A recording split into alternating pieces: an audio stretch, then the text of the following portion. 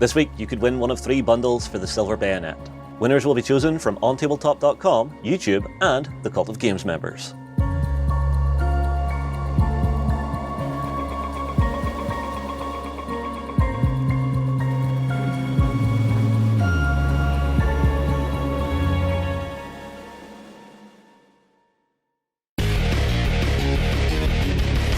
Hello folks, today I'm going to be taking a look at the first 3 units available from North Star Figures for Osprey Games Silver Bayonet. That is the British, French and Spanish units. Okay, so I'm going to be looking at the Silver Bayonet British unit first.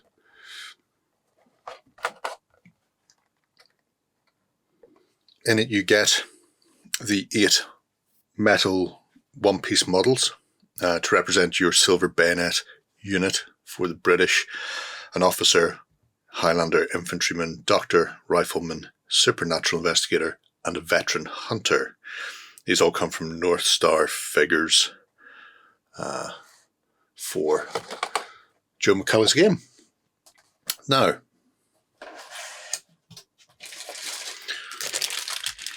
normally I would go through these one at a time or all at once. It's all the same to me. But I actually have some painted versions, so I won't spend a lot of time going through each individual sculpt. We'll do that when we look at the painted ones. Just to show you how they come. They are one piece, with the exception of the doctor here, who has his medical bag as a separate piece. Casts have minimal flash on them. Some sprue gates and some attachments, so you can see the bottom of this infantryman's sword. The casts are good quality. Flashing is minimal, as is mould lines, although you will see it in some places, so you may just see the inside ankle of the doctor here has a bit of a seam line, but otherwise fairly crisp, as you would expect. A little bit of pitting on the back of the cloak, not a major issue. If you can still see it after the primer, you could always do it as damage, but I imagine if you give that a bit of a clean and then a prime, that will remove it. Likewise, the infantryman here. As you can see, no particularly bad cast. You've got those large bits of flash on the sword and on his boot, and a bit of clean up to do with the seam line running around his legs, so front and back there. And finally we have our artilleryman. Again, a bit of flashing on the back of his plume. And a bit of a seam line on the inside of the legs. However, he's also got leather reinforced trousers, so that's not a major issue. You can give that a bit of a clean and should get rid of that without too much problems. So, let's take a look at the painted versions, and we'll start with the officer. So these have just been painted up quickly for gameplay. Sort of tabletop standard. A lot of ways you can paint them. Obviously the one on the front cover has got yellow facings. I've chosen to go with green for this one. They do have a good level of detail that sort of marks them out from being standard Napoleonics. Obviously you can use standard Napoleonic figures for Silver Bayonet, but these guys have little extra crucifixes. That's a tiny holy water shaker. Got these overly large pistol holsters. As you can see, it has every piece of equipment you would expect to see on a Napoleonic infantryman of the period.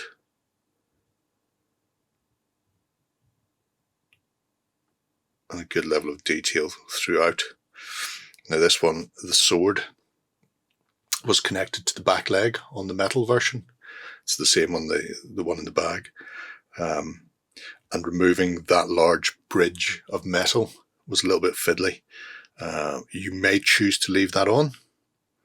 It means you don't have to worry about this sword point being broken off because it's a little bit thin. However, I didn't like the connection. It was just too big, so off it went. But be careful because the sword itself is quite narrow, so you may suffer for that. So that's our infantryman. Next up we have our veteran hunter. Interesting figure. You can't really see the uniform. All you can see is the lacing on the front, which means you could potentially paint this up as a rifleman in the greens or some other soldier. So it doesn't necessarily have to be a standard British red coat. Hammer and axe. And then this massive, I've chose to go with leather coat for him, but it could easily be a grey overcoat. He's got a couple of big beefy sovereign rings, like some sort of Cockney wide boy, and rocking a top hat. So again, could just be a novelty value. He's wearing a top hat. Could be that he's a Marine who were still wearing top hats, at least at the start of the Napoleonic Wars, as far as memory serves. So, fairly minimal for this one, apart from those huge mutton chops and the big coat, but a nice looking figure, and stands out from the rest of the sort of British infantry. Then I have one of our light infantrymen.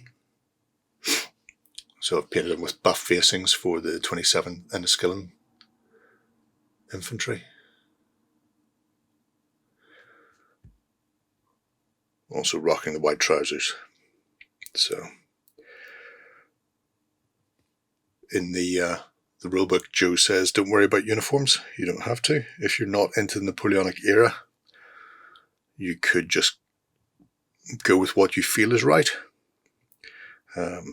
I chose to stay fairly regulated as far as it goes. But again, nice sculpt, good level of detail on it. I find the faces without facial hair, certainly without the big beards, are a bit crisper. Some of the other ones, they suit the, I was going to say standard Napoleonic paint job, but that historical paint job of layering, where you start with a base colour and then do 3 or 4 highlight layers on top, getting progressively smaller. They'll paint up well like that. Modern techniques like contrast and the like, I'm not sure how well they'll go. Here we have a rifleman. Chose to go with the black cuffs and facings of the KGL or the 95th, as opposed to the 60th. Although if you want a splash of colour on them, go with 60th, give them the red facings.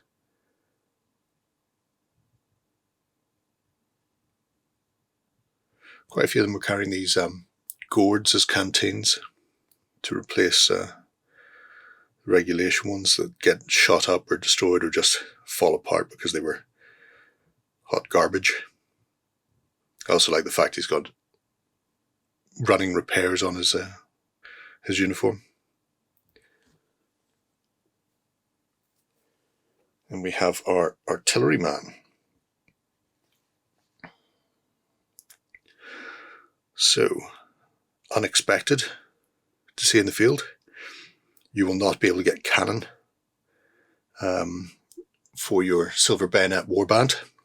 However, there are some parts on the table, the unexpected encounters table and events tables, where a nearby battle may land a cannon shot near your fighting.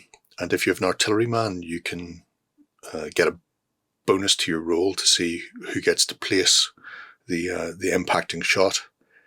So Just a little bit of good fortune. Having one on your side will mean you may not get clobbered by a cannonball, but it's not going to happen all the time.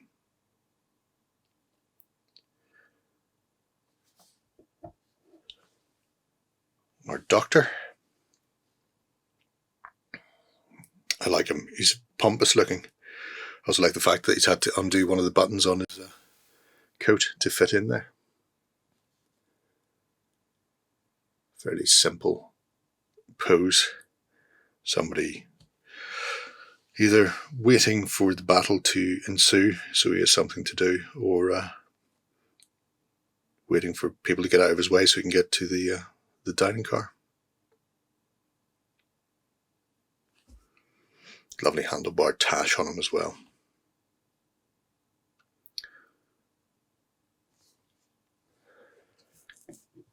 Then we have our supernatural investigator. He's got that sort of, I work for the London Gazette, I'm here writing a story, I'm going to be drawing pencil sketches of the officers while I'm there. Very foppish look.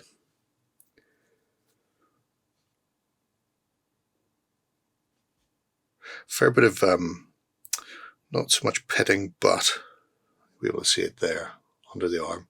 So that's our seam line, and then clean up under the arm was difficult because the coat is concave, so it caves in just under that elbow. So reaching those was tricky, and I didn't have the time to invest in it.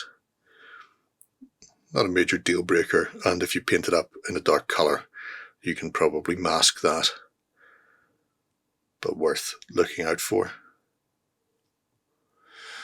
And the last of our British is actually Scottish. And this is our Highlander, rocking a particularly spectacular claymore, not a basque hilt claymore like you would expect. I've gone with the 71st, so I can paint the MacLeod tartan.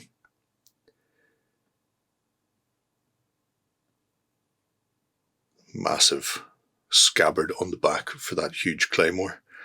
I'd hate to see him try to draw it. But again, nice detailing. This one's one of the ones with a massive beard where I'm saying the face kind of suffers for it a little. Requires a bit more care and attention than just throwing a flesh wash on and walking away. And you may be able to see where I removed a lot of the metal. So there's quite a bit of flash between the boot and the sword blade. But that being said, once that's away, the majority of the figure and mostly the important part, so the upper body that people are going to be looking at, was fairly flash and mold line free. So it didn't take much to get him into his red coat. So there we have it. So that's the British unit for Silver Bayonet. Okay, so taking a look then at the Spanish unit for the Silver Bayonet. Figures are from North Star.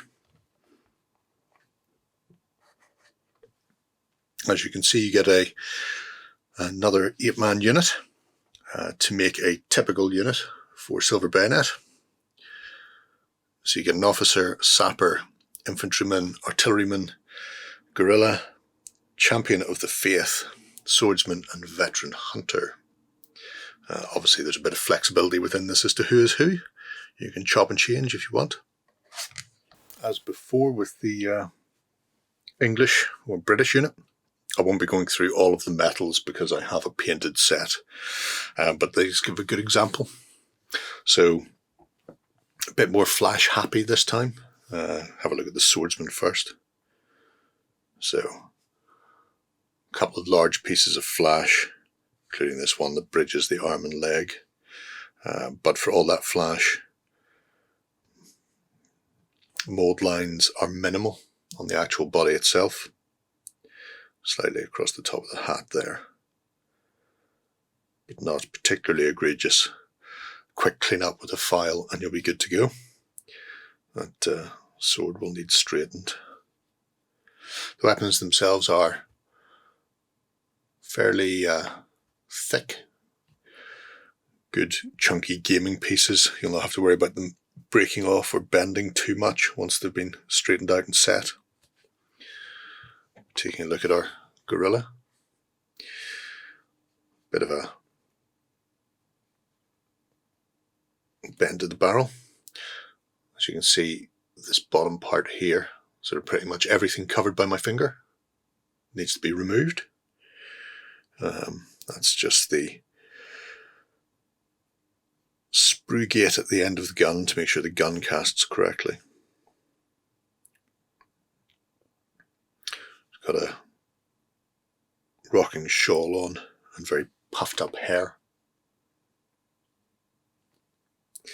And then that sort of apron on. The face just peering out from behind the hair. Again, flashing on this one is very minimal in comparison. A bit more of a mold line. I can feel that on the skirt, but nothing that's going to cause you difficulties in cleanup. And the last is our infantryman. He has all the flash, but again, everything past there needs to be removed anyway. Bit more prominent mold line down the legs and up the back of the arm, but not particularly bad. And it's going to be relatively easy to clean. May have to get in there with a thin needle file. But let's take a look at the painted versions.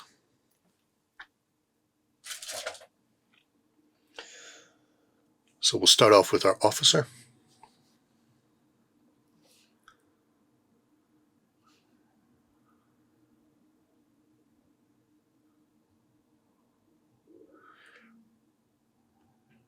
Shockingly, I painted mine very similarly to the box, although I was basing mine on General the Lord Kiley from an episode of Sharp.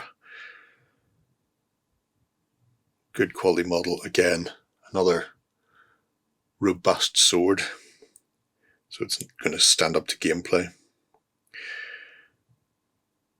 A fairly striking pose for a Spanish swordsman and noble. Nothing particularly over the top on him to show him off as a monster hunter. Taking a look at one of his infantrymen from the Real Compagnia de Irlandesa.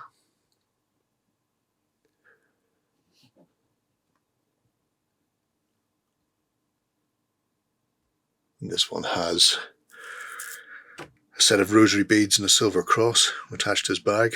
Again, another gourd canteen, which is a nice touch.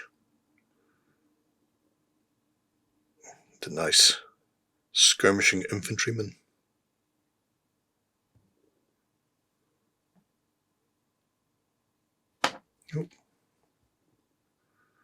So paint up was very quick on those.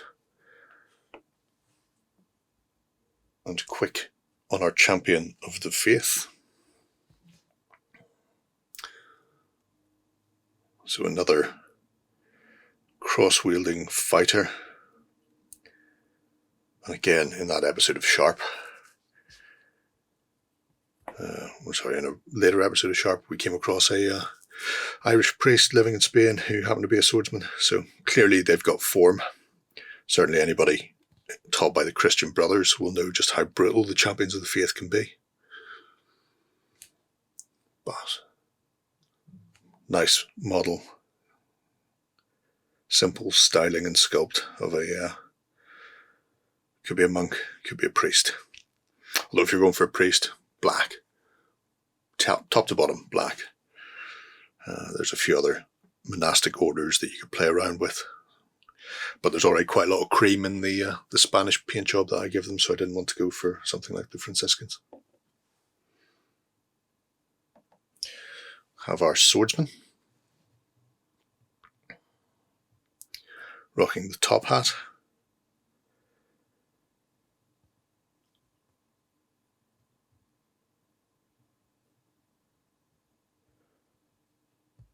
Again,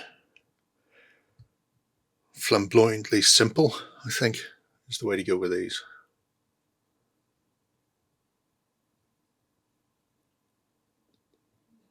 Nice design for the swordsman. As you can see, I use different matte varnish on the cloth and then gloss on the boots and some of the leatherwork to make those parts stand out a bit more. Just a little thing you should do if you want to change things up very quickly and easily.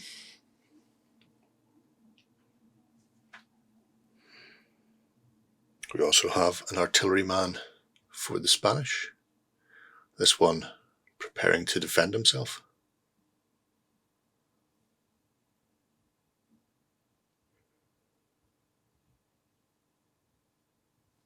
Let's give him a little bit of a handmade woven blanket with a bit of a design on it. Just add a bit of colour and interest to him. And I kind of use that burgundy colour as a recurring one across some of the Spanish. Again, just for a bit of interest and to uniform them somewhat, especially with the Spanish nobility and fighters. So we've got a swordsman and an officer in there, and then the guerrillas, so they're not really super uniform in comparison to the other factions. Before I toss them away. But yeah.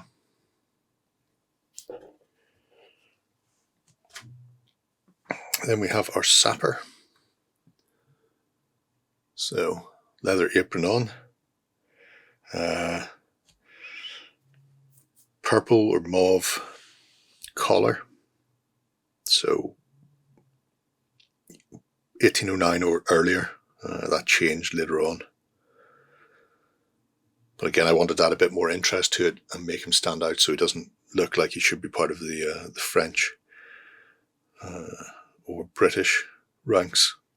And that mauve colour is a good way of doing it. I tied him into the swordsman as well, so he's got the same collar on his cuffs. My word, get that one out. So again, another another sapper, armed with a heavy weapon, good for bringing down larger creatures. Thing to note, the little cap badge is in the middle of the, not sure what the term for that crest is. I don't know if it has a specific one, but it's very subtle, so it's easy to miss that it's there, and just paint the whole thing as the crest colour, but just have the little silver cap badge in the middle for the sappers.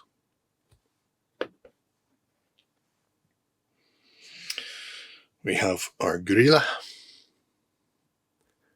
So, just a local woman fighting for her homeland. Again, pulled in the velvet colour on her shawl.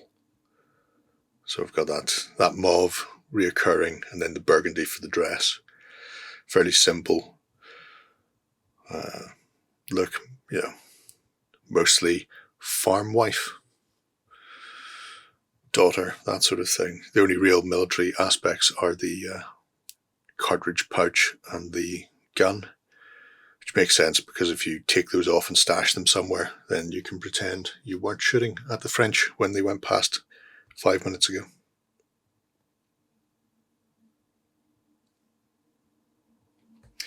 And the last of our Spanish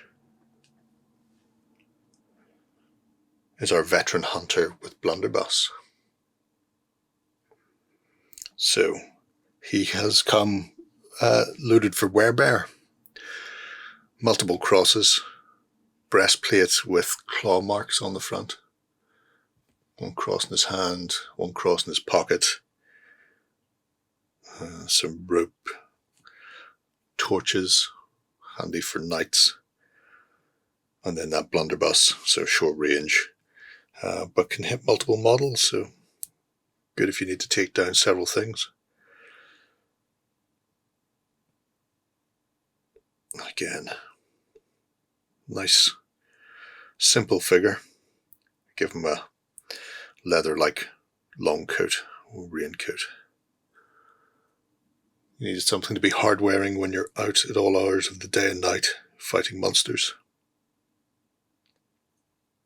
So there we have it. That is our Spanish.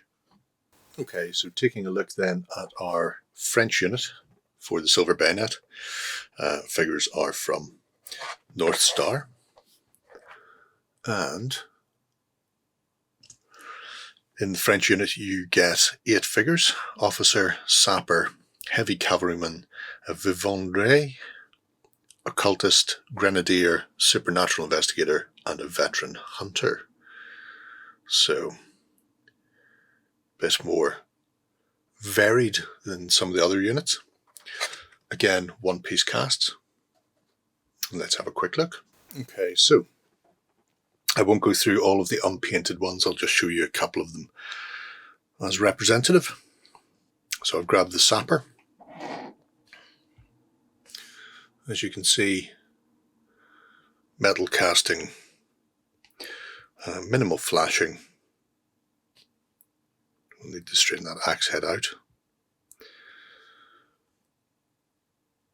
Seam lines are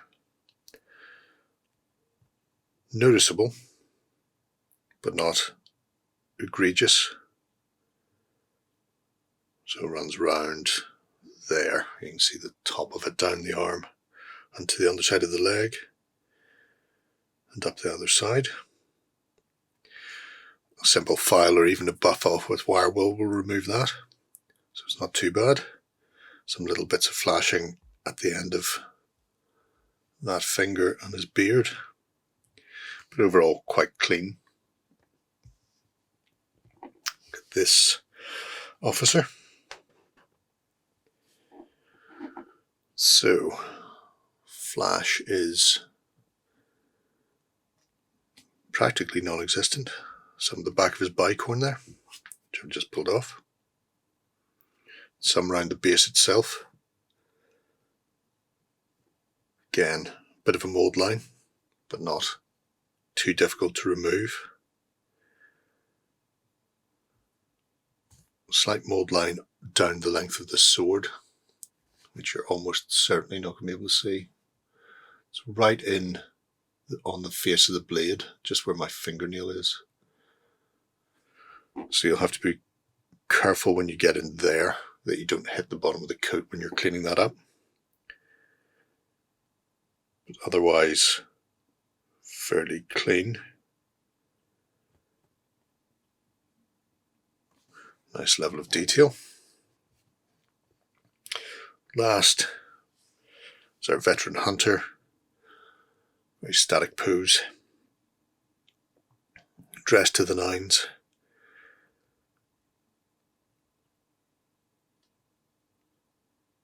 So here there is a slight mould line. It runs down the shoulder here where my finger is, and there's quite a lot of heavy folding of the fabric there. So need to clean that up. Then it runs across the knuckles. So this one's going to take a bit of cleaning, and you're going to have to be careful when you do it. Bit of flashing on the gun there, but not a huge amount anywhere else. So let's take a look at the actual painted versions. And we'll start with our officer.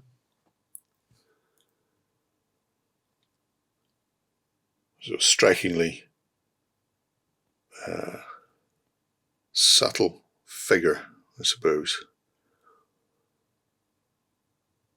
Not much going on. Either waiting for something to come to him or waiting for his men to carry out his orders. Big, chunky crucifix around his neck, but otherwise could be from any Napoleonic regiment.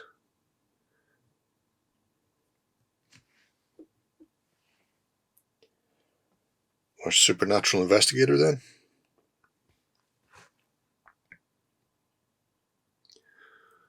got a few little touches, so has that cross attached to his holstered pistol. He has his book where he's checking what's going on. And again, subtle, I suppose, is the order of the day. Nice little features like his small glasses at the tip of his nose.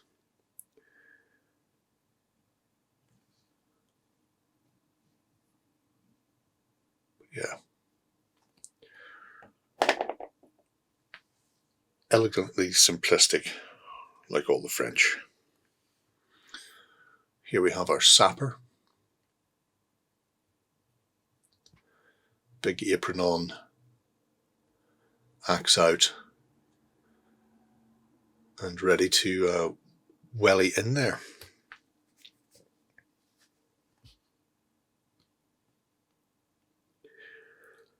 I'll say getting into some of the detail around the eye and upper cheek with the beard on. It's a little, I wouldn't say it's soft, but if you're going to throw a wash on or use contrast paints, you may not get the result you're after. You will have to go in with a brush and just neaten it up, which I unfortunately haven't had the time yet. But otherwise, sapper doing what sapper does.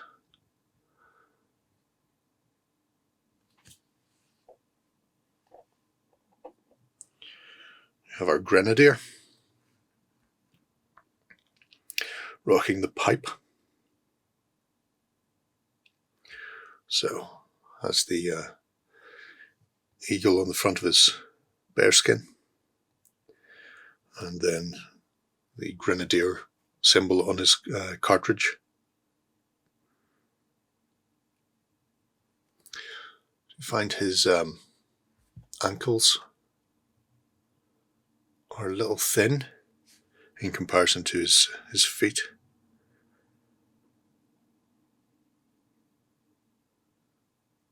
He seems sturdy enough, though he isn't bendy. I wouldn't want to put pressure on him. He's got that spectacular moustache and rocking a pipe like an old guard. Seen it all before, doesn't really care.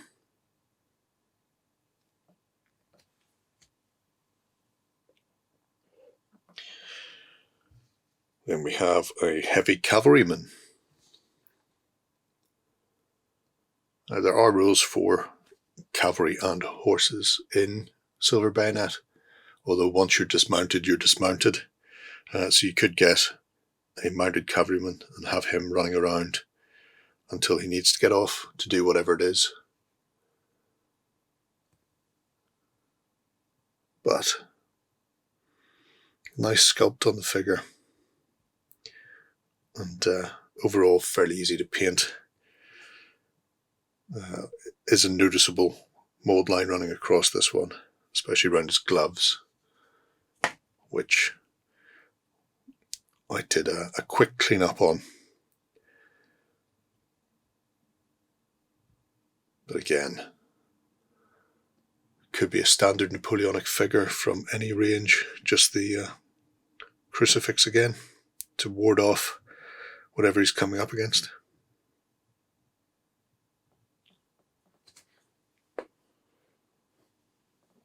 And our veteran hunter, very Brotherhood of the Wolf with the covered face. Very highwayman-esque, I suppose, as well. As you can see, there's that line I was talking about going through those folds. So you'll need to take your time to remove those if that's something you worry about. This is probably one of my favourite models for the sheer simplicity of the stance. It's very restrained yet menacing.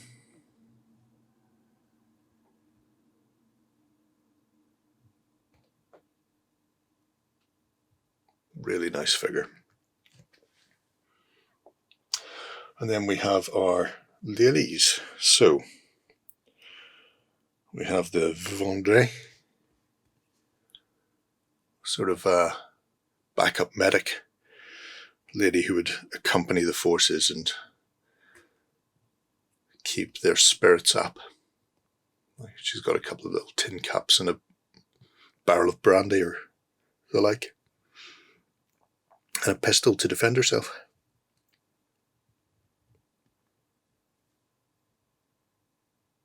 Nice sculpt.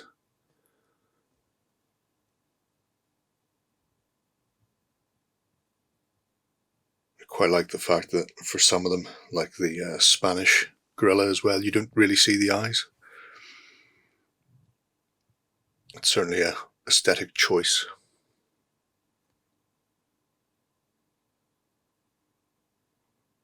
Very different model to see in a force, but not as different as our occultist. So I've gone with a sort of New Orleans Haitian occultist, somebody who's come back from the New World and knows things that maybe the members of the Silver Bayonet don't. Again, kept the same French colours in that thematically they've used. So the red, white and blue of the Revolution. The sort of tailed coat over the top. I mean, if you want to do a bit of extra painting, that could easily be a uniform coat that she's relieved somebody of, so maybe a British uniform or Spanish, just for a bit of variety. And then that set of bones across as a necklace, and also feathers and bones on both shoulder and the end of the staff. Handy to have an occultist when you're facing the occult, I feel. But there we have it. That is the French unit for Silver Bayonet. All right, folks, there we have it. All 3 units done and dusted and even painted to at least a gaming standard anyway. Really nice figures. I think if you're a historic painter, you'll already be clued in. If you're approaching Silver Bayonet from somebody who's never played Napoleonics before or got into the historic side, this is a really good way of doing it, because each of the units contains a multitude of figures from different units. So light infantry, line infantry, elite heavy and grenadiers, sappers. There's a variety in there, even cavalrymen. So you can really get your teeth into the period and exploring the uniforms of each of the different nationalities that way, which is really nice. If you're interested in doing them historically accurately, obviously Osprey have their Men-at-Arms series, which is where I got a lot of the information from to paint my own. But if you want to, there's tons of information out there. Or like Joe says in the book, do whatever you fancy. Go off book completely. At the point where monsters crept into the Napoleonic Wars, all bets are off. So uniforms can be done any which way you want. But really fantastic looking figures. I've already seen the previews for the Russians. They're going to be interesting. And I can't wait to see what else they do, especially for the likes of the Prussians and Austrians and so on and so forth. There's a lot that can be explored. But let me know what you think below, folks, and enjoy the rest of Silver Bayonet Week.